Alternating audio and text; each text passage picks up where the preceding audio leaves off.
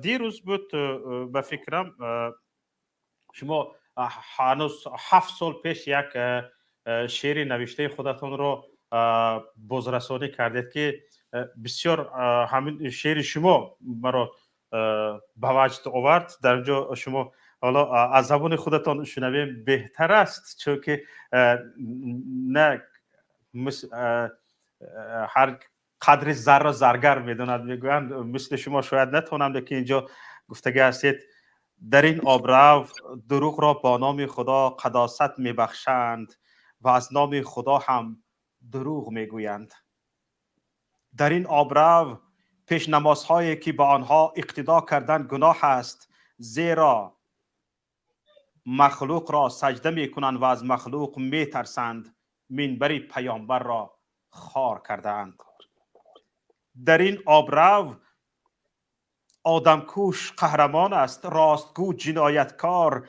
در این آبرو الگوها معیار و ارزشها تغییر کردند. خوب و زشت، نیک و بد، دوزخ و بهشت با دارایی اندازه می شود. در این آبرو خدایا خودم را گم کردم، چون شبکور در شب خودم را می جویم. ای وای وای من، آیا اینجاست جای من؟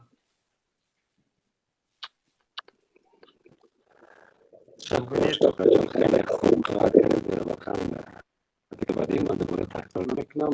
این ببینید اون زمان نوشته شده بود که فاجعه در حال شکل گرفتن بود.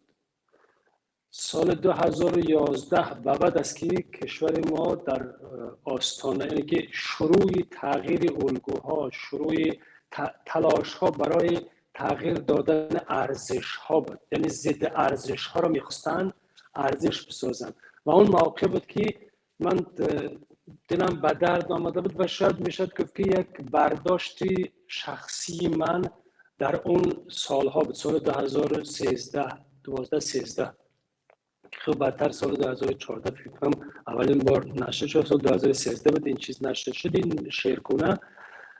خب در هر صورت مشکل این است که سال هاست که تلاش می شود تقریبا از سال 2011 یا 10 و بعد که در کشور دروغ را به عنوان راست برای مردم بگویند، ارائه بدهند یا آدمکش ها را قهرمان بسازند. فرقی نمیکنه آدمکش بچه از کدام حالتی بود. آدمکشایی که مثلا وقت در کشوری که سنگک سفر قهرمان بشه در که فاجعه است. یعنی همین برابری که نمیشه از این بالاتر مثال بگیرید. خب یا فیض سعیدов مثلا کشوری که براش از اون قهرمان بتراشن دیگه این فاجعه ملی است واقعا. یا از رحمانov مثلا قهرمان شدنش که یک فرمانده نظامی که آمده است آدم حالا خودش کشته یا که سربازاش کشته، از اون قهرمان ساختن فاجعه ملی است. این آغازی اون وقتا بود که این چیزا رو گفته بودیم و متاسفانه روز از روز این چیز بنیادی تر شد، یعنی در جامعه قوی تر شد. وقتی حالا که ببینید شما میگویید ای وای وای من، آیا اینجاست جای من؟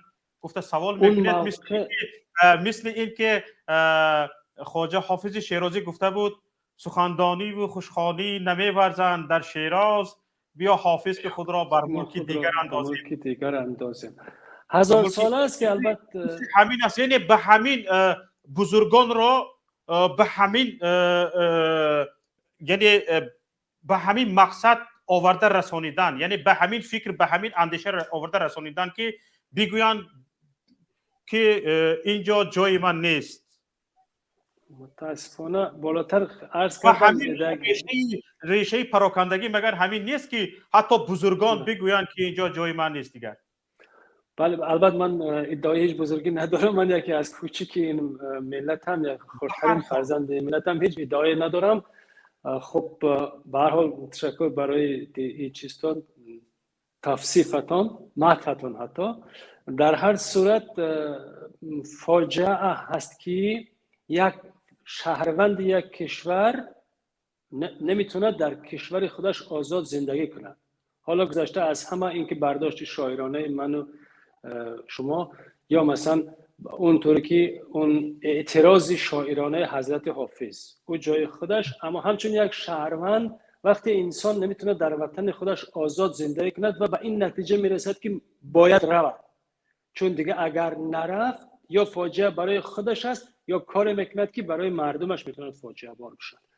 و چه صحبتی بنده، چه صحبتی دوستای دیگه مثلا از جمله پروفسور شاکر حکیم و برادر ما بابا جان پیام زاد، اگر اینطوری نتیجه گیری بکنیم که ببینید مردم در دین حاکمان خودن. بله. چرا این مسئله مردم حکمت گفتن؟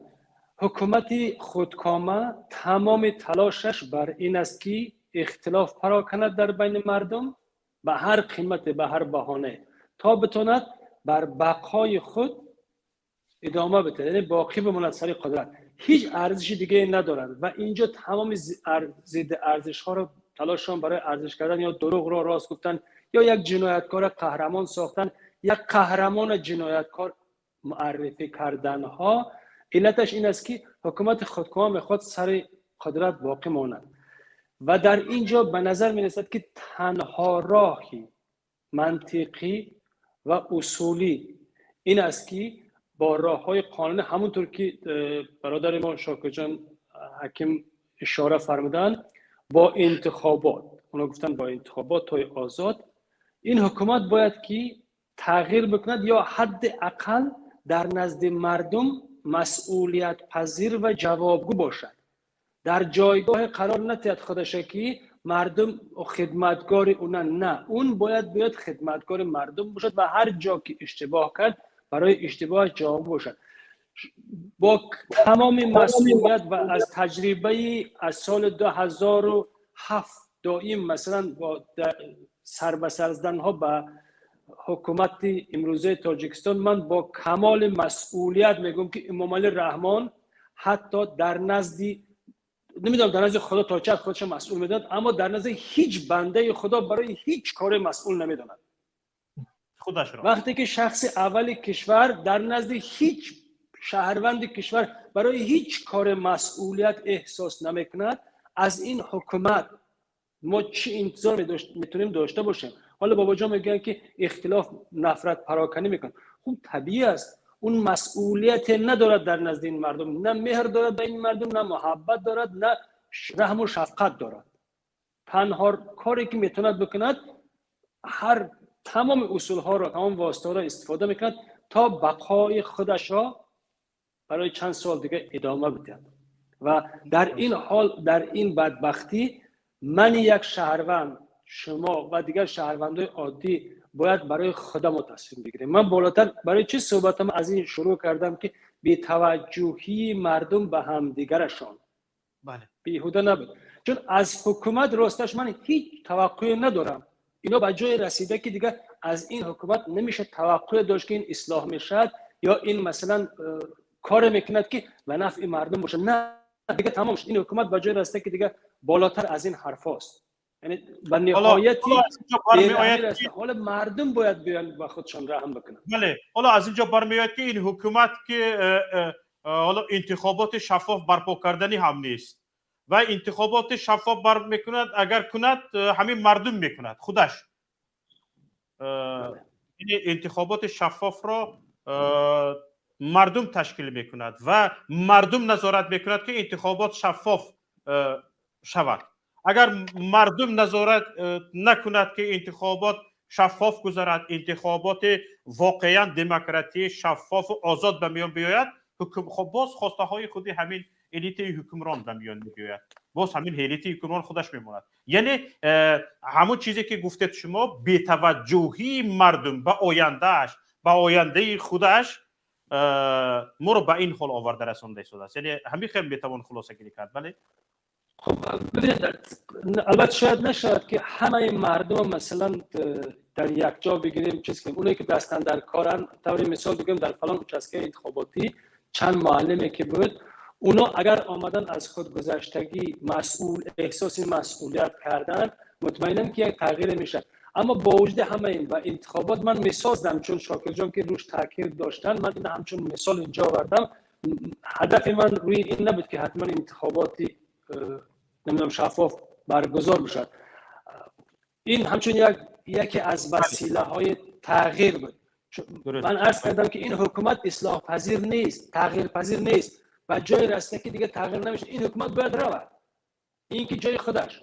اما صحبت من بیشتر با مردم است، روی صحبت من با مردم است. عرض کردم من از این حکومت هیچ چی توقع ندارم، تنها انتظار، تنها توقعی که دارم زودتر گورشون رو گم کنم، زودتر از شرشون، یعنی که مردم از شر اینا خلاص شد. همین قدر از این حکومت من دیگه هیچ انتظار ندارم و به همین خاطرم در آخر مشکلی که سر خانه موزه استاد آینه آمد، قریب که هیچ مثلا به هیچ کدام اینا مراجعت نکردم. من مثلا شخصا من این مراجعت به حکومت نکردم به خاطر و جز یک دعای بد براشون، چون میدونم که اینا دیگه برای من وجود نداره. هیچ توقع از اینا توقع بهی ندارم. وقتی توقع ندارم چرا بیام وقتم صرف کنم؟ خب منظور، اما من بیشتر روی صحبتم سر تک تک مردم کشور، برای هم ملتام هم زبانام این است که ما باید بریم از دیدگاه مهربانی، از دیدگاه رحم، از دیدگاه شفقت به همدیگر، به درد همدیگر، به شادی های همدیگر توجه کنیم.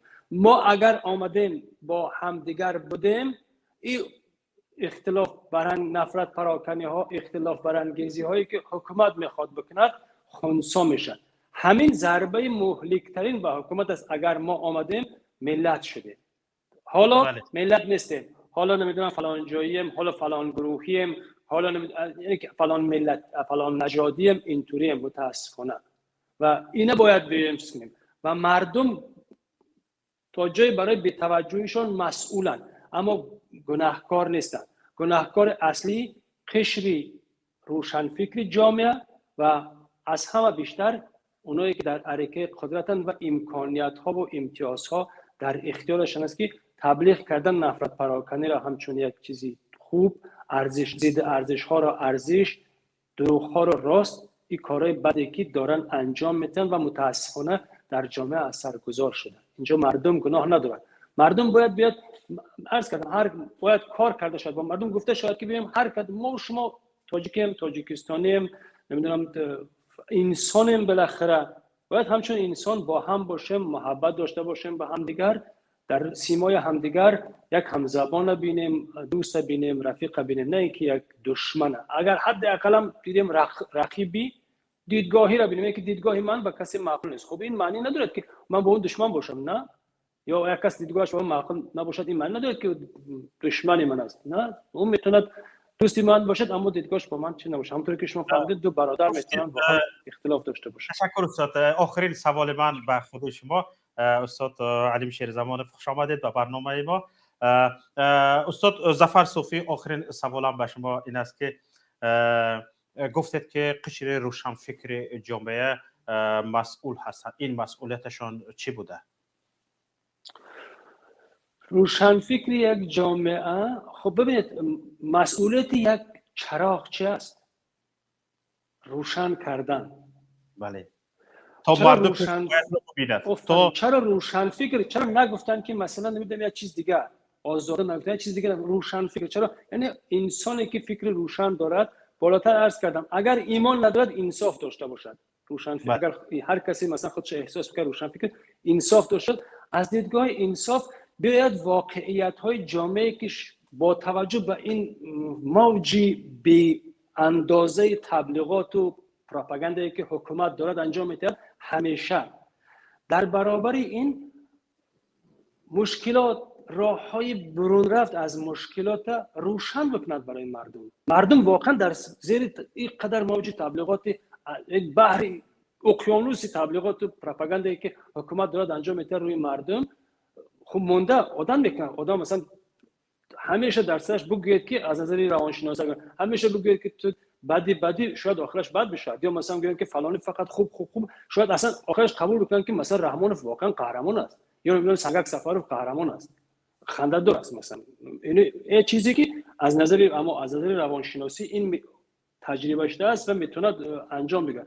پس روشنفکر که از روشنفکر همونه که در برابر مسئولیت احساس میکند در برابر مردمش و بدون هیچ غرض، بدون هیچ برتریت دادن به دیدگاه‌های شخصی گروه، منفعت‌های شخصی گروهی میاد مشکل مطرح میکند و در پشتیبانی از همون اذیت دیده ها همزبانش چه زن چه مرد قرار میگیرد یا هموطنش. خب این میشد روشنفکر، یعنی وظیفه روشنفکر روشن کردنی تاریکی هایی که حکومت یا گروه های ویژه نمیخوان که روشن باشد. همه قدر مسئولیت دارد، حالا با سخن، با نوشتن، با عمل.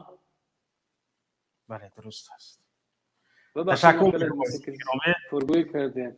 خب دوستان موفق باشین. در خدمت ما و شما بودند شاعر روزنامه‌نگار ظفر صوفی.